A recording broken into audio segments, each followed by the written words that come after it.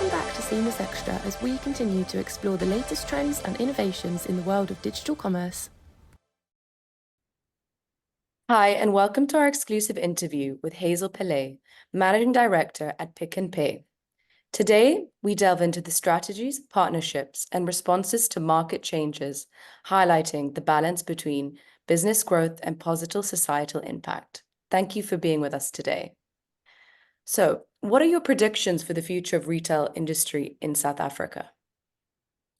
So firstly, greetings from South Africa, and thank you, Alia and Seamless, for connecting with me and spending some time with me today. I think some of the big influences for retail in South Africa will certainly be the technological influences, which will help companies become more innovative and help to make their businesses far more efficient on the back end. I think there'll be a continued dynamic improvement in uni-commerce. So both platforms of bricks and mortar and online are incredibly critical. They are hand in hand to ensure that the customer experience is amplified and that customers can use technology as well as bricks and mortar to get a satisfied customer journey. And I think personalized customer experiences will be amplified in the greatest way. So data mining, learning about your consumers in a very deeper way so that you can speak to them in a personalized, individualized manner is really going to become extremely critical and is already. Just to touch on that as well, Hazel, how would you say the market needs to adapt to upcoming trends and challenges? I think the faster adoption of technology, I think we're all aware of it. It's happening around us. We're doing it to a certain degree. But the adoption of more AI, the adoption of making data mining, data science far more centric in your business is really what is facing all retail leaders at the moment. Thank you. Thank you for that, Hazel. So what also inspired Pick n Pay Clothing to partner with Sari for Change? And what do you see this collaboration align with the brand's commitments to sustainability and social empowerment? So just in line with the topic that you introduced, Pick n Pay Clothing has a really strong ESG intention and a very strong strategy over time.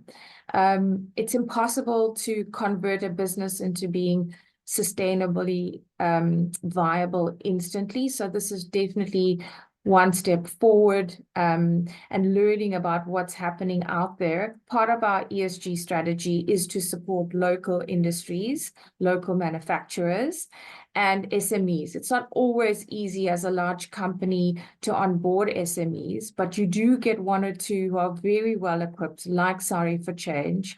And it's really easy to partner with them and to execute a certain type of product. In their case, they upcycle saris, and we've never done an upcycling program before, so that would be the first range of upcycling products we've ever sold.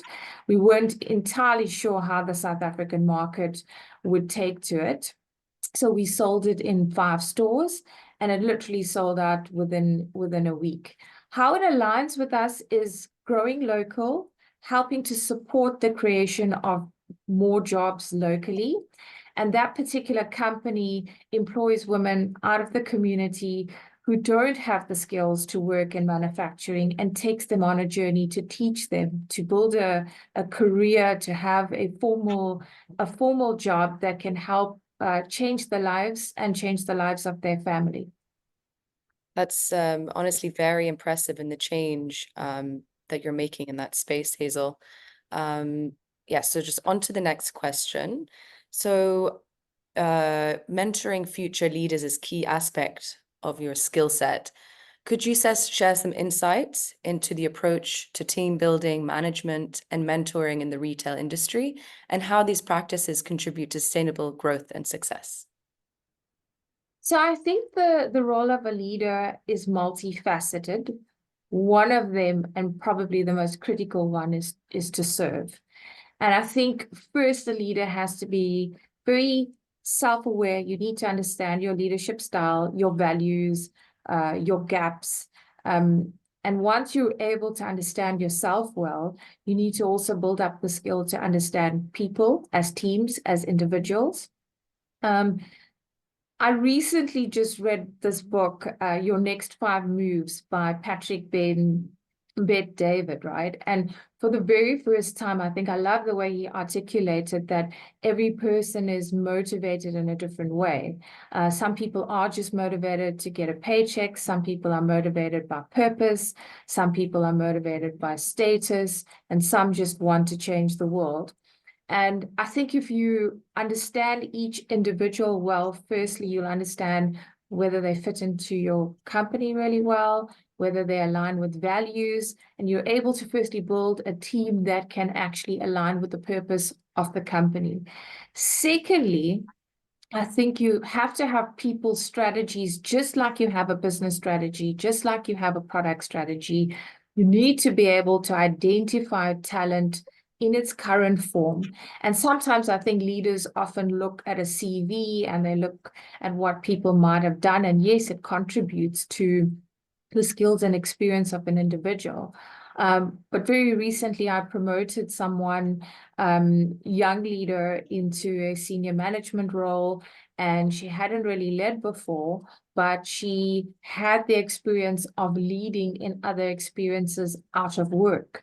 So you're looking for things that you can't always see. You're looking for things that are necessarily not always heard in people's speeches. You're watching for action, right?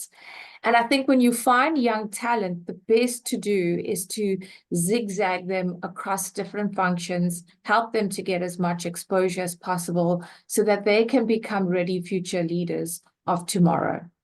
The other practices that I always tell people about is learning and leading is a lifelong journey.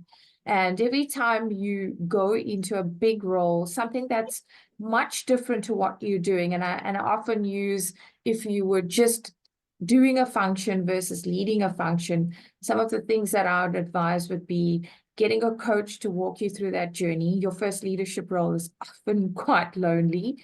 So you can have a neutral person walking with you. Reading, there are many people that don't have formal education and learn a lot from just reading all the time.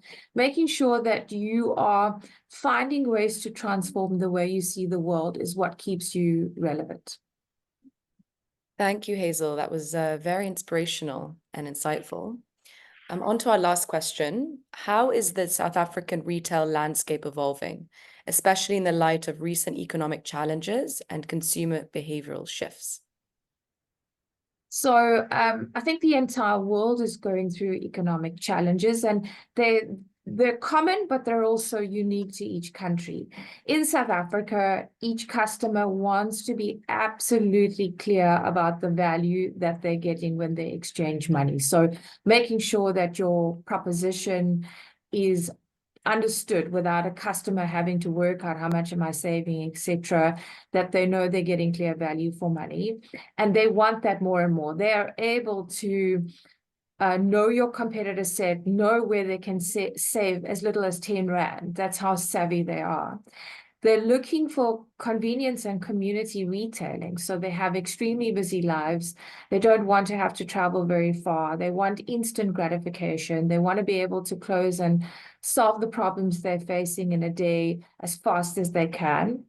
And along with that economic challenge, we always used to speak about buy now, wear now. I think it's far more acute than it's ever been.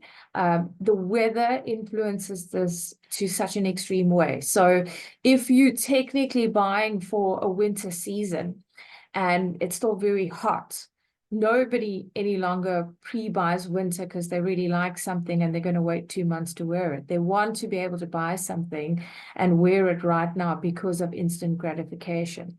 And I think the whole world is also facing the disruptors of Shein and Temu, who are obviously getting into the country with the offering of tariffs and rebates that aren't penalizing their prices. So this is causing another disruption to how consumers are actually shopping online and with who, and how clever they are about where they can get the best value.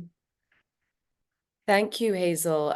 You touch on some very key points. It's been great having you on this chat and just getting the discussion going. And I look forward to continuing that at Seamless Africa in October. Thank you. Thank you. Thanks so much. And all the best to Seamless and to yourself. Chat soon.